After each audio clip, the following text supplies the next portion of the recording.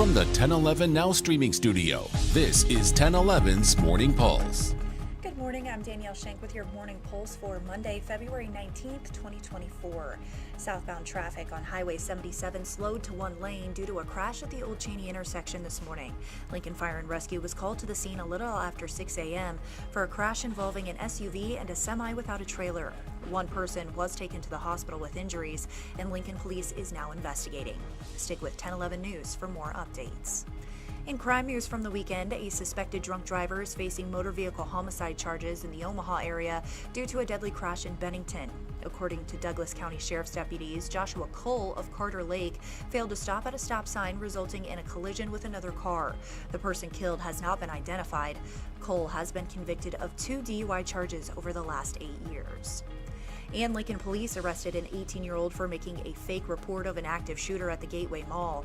LPD says they received a report of an active shooter at Ross Dress for Less at 7:23 Saturday evening, prompting officers to respond. The caller was located, and it was determined there was no active shooter.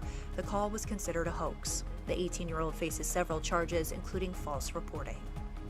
The family of Tyler Goodrich is reigniting efforts to find him. They hosted an event at the chocolate season in Lincoln.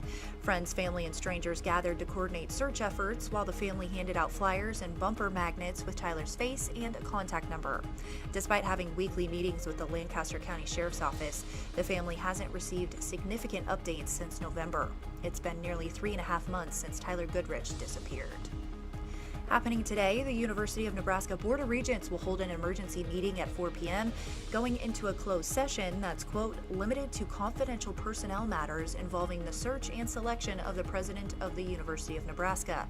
No finalists have been named for the position, currently held by interim president Chris Kaborek.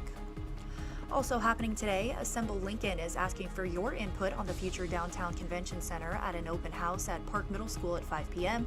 Representatives from various Lincoln organizations will provide information and answer questions about the convention center. Rounding out your headlines is a check of the 7-day forecast.